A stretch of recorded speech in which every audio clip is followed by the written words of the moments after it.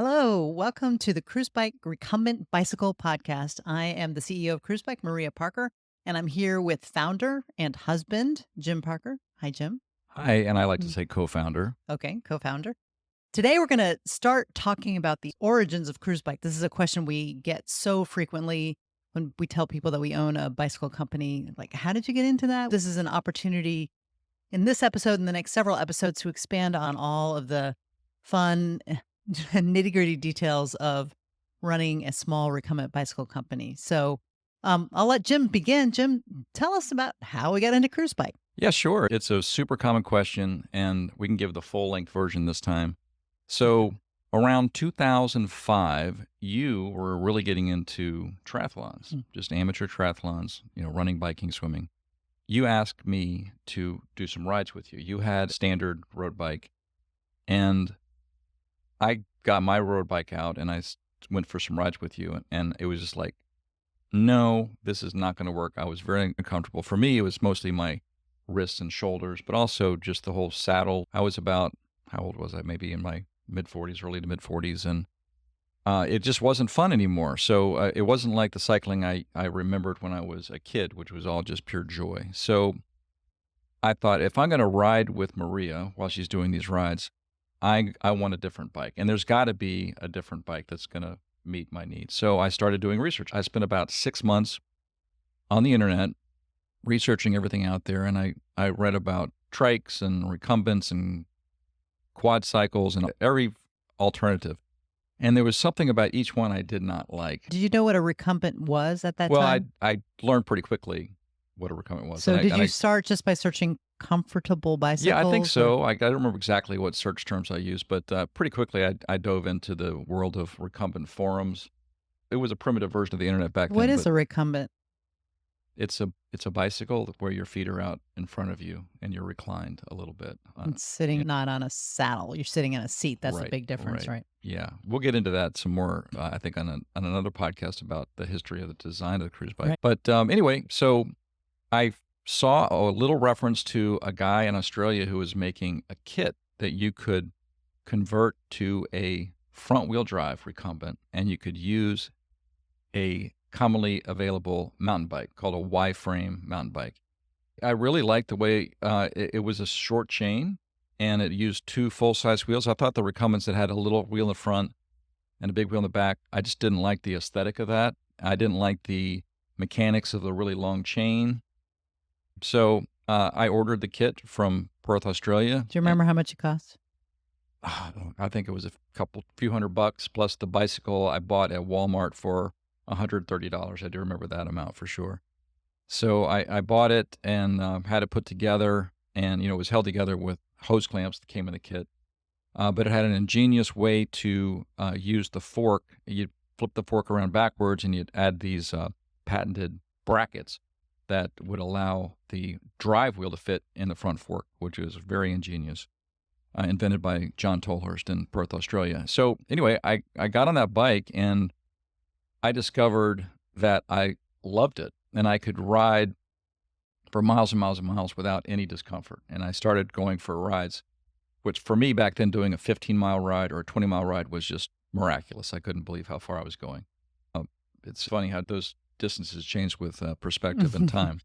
But so anyway, you were not interested in the bike. You thought it looked silly, Yeah. but So I'll let you take yeah, over yeah. Let there. me- so Jim indeed spends at least 6 months every night. He'd come home from work and he'd sit in front of his computer and he would be doing research on recumbent bikes. I had no interest. I was only interested in trying to get him out there on the bike with me to take care of the long, boring, painful long rides that I was doing to prepare for my triathlon. So, and then when he finally gets this kit and this bike and he puts it all together, I said, I will never be caught dead on one of those things. It just looks so awful and ugly to me. But Jim started riding just quietly in the neighborhood for a long time till he got comfortable because there's 2 a weeks. I took 2 weeks okay, in there. around and around the neighborhood.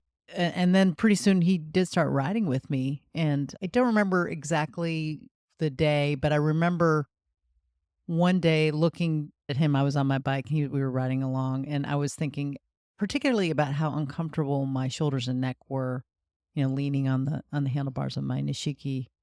And I said, "All right, let's switch bikes," because you've been trying to get me on it, and you could adjust it sort of quickly. So I said, "Let me get on it. We'll switch bikes and let me see how it goes." And it took a while to get very comfortable on the bike, but immediately, as soon as I sat in the seat and started pedaling, I thought, "Okay, this is a totally different animal. This is cycling as I remember it." After that, Jim said, "Do you want one? Do you want one?" And I was like, "All right, yeah."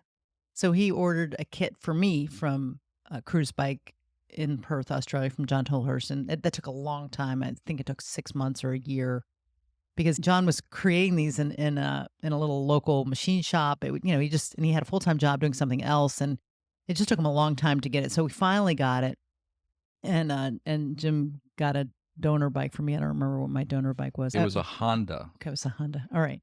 Anyway, and put it together, and we started riding together. And I remember just thinking, this is like that day when I was 7 years old and I got a new bike for my birthday. I had learned to ride on kind of an older bike, and then my parents gave me a newer bike for my birthday. And I remember going down the driveway and the wind in my hair and just the freedom and joy of cycling as a 7-year old. Of course, you don't have any biomechanical issues as a 7-year old, and just how much pleasure it was. And that's what riding my cruise bike conversion kit built bike did for me. It brought back just the joy. And I remember thinking, this is like riding a magic carpet.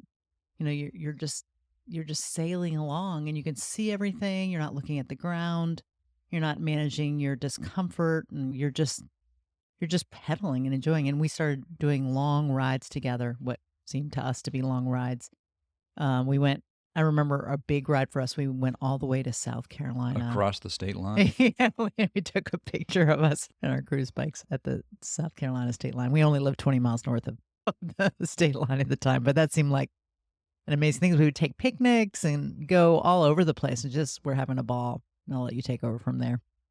Yeah, so we felt like we had discovered something that was too good to be kept as a secret. And so Marie and I discussed investing. This needs to be out there in Right. front of the public. And that process to get the kit was very laborious and time consuming. And also selecting the right donor bike was very, very important. So some people who got kits didn't use the right donor bike and their creations were not.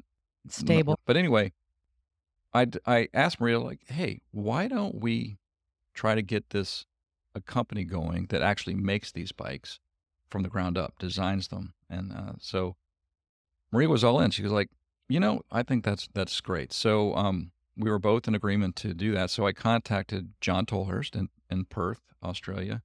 This would have been 2005, and said, hey, we love them, and we want to go into business with you and make bikes. And are you open to that? And he was like, absolutely. And so we drew up some business plans, and John was a consultant, a business consultant, so he had a lot of experience in the business world. He had been, he was not an engineer, but he had training in Mhm. architecture engineering. And also, nice thing is Perth is not that far away from the best bicycle manufacturers in the world, which is Taiwan. So he was a lot closer than us to Taiwan, just straight north from Perth. Still a good flight, but much closer than us. And our goal at the time, when we decided we wanted to go into business with John, was not to do better at the conversion kits, but to create actually the bike from the ground up. We felt like that would be easier for people. It just seemed overwhelming to me to get all these parts together and, a bike, and then try to find a sympathetic bike shop to put it all together again. So our goal was to make the conversion kits more cheaply and more efficiently, but also to create a bike, to sell a cruise bike. Yeah, Right. so that's basically what happened. And we set as a goal to like as official public launch of the company to go to Interbike, which is the biggest bike show in the United States. It's used to be held in Las Vegas. I think they moved it out since then. But so in 2006, I think it was August or September, kind of later in the Yes. year, we got to meet John for the first time in person. Of course, we spent a lot of time talking to him on the phone and over the internet. and we launched. We had the Soft Rider, which is our first model, and that had already been produced in a relatively large quantities. I think I don't know, we made 50 or 100 of Yeah, them. no, there weren't. It was 20. I remember Okay. we had 20, and we so to elaborate on that, we met John. John had never been to the U.S., so he flew to Las Vegas, and then we flew to Las Vegas, and we met there, and we had our own very expensive booth at Interbike, and I remember thinking, we're going to be rich. This is going to make us. I mean, this is such a great product, and as soon as people see this and figure They're this going to out, want it. they're Yeah. going to want it. I remember saying to a friend, I just feel the ground shaking. So naive. So nice. But John also brought with him the Silvio to Interbike, which was a prototype of just a beautiful bike that has a U.S. patent on it, on this drivetrain, which we still use today, and that was exciting. So we had the Soft Rider, and we had the Silvio on display. We didn't have those available for sale quite yet, but that was the big launch of Cruise Bike at Interbike. Yeah, and we had a great time at Interbike. It started kind of badly. John got there a couple of days before we did, and I had made reservations. I think it was the Sahara. It was the Sahara. Which was affordable, but apparently not a great Very hotel. close. It was very close to the convention center. That's right. Yeah. And it was right on the Strip, and I figured it would be a great Las Vegas experience. We were all going to stay there, but John got there a couple of days early. And on his very first night there, like he was trying to overcome the jet lag from flying from Australia, somebody broke into his room and punched him and Yeah, he stole. woke up in the middle of the night hearing a noise, and then was met with a fist to his face. Right. And they took his wallet and his watch, I think. Yeah. And yeah, it was I was was terrible. so We felt upset. so awful. 'Cause Welcome to America. welcome to America. So he moved out of that hotel into a more secure hotel a little bit further away. We did end up staying at the Sahara, but I guess we made double sure locked our we doors. double locked our doors. So that was sad. But it was so great to meet John. And we brought with us our daughter and her friend who are our cruise models. Remember that? Yes. And we had a lot of interest in the bike. We were kind of way off in a side room at Interbike, but there was plenty of traffic by our site, and people seemed interested. We met Brian Ball, who was the editor or the founder of Bent Rider Online, BROL, Brawl. You'll hear more about that in another episode. But he was interested in the bike, and but yeah, we talked to a lot of people. It seemed exciting, and it was like a week. How long was it? Seemed like almost a week. Maybe it wasn't There was quite that two long. parts. It was an outdoor part, That's right. and then there was the indoor part. Right. So Yeah, the outdoor part, we were doing demos for people, and that's where we have sort of started to learn how to teach people to ride cruise bikes. our outdoor. booth was at the top of a steep hill, which was not a Not good idea. ideal. So people would get on our bike to demo it. They would ride in terror down the steep hill, and then they couldn't get back up the steep That's hill. right. So it was not ideal. We've learned a lot since We then. have learned a lot since then, and also the bikes are better. But yeah. So and then at the end of the Interbike Cruise Bike, we all went to Blue Man Group together in Las Vegas. That was really celebrate, cool to yes. celebrate. So that was the launching of Cruise Bike in 2006. We started, I guess, maybe 2004. I think that all happened in 2005. In 2005. And in any case, it all came together for the launch in Interbike of 2006. And we have lots more details to tell you about the history of Cruise Bike, but we're going to do those in ensuing episodes. So thanks for listening, and we look forward to seeing you again.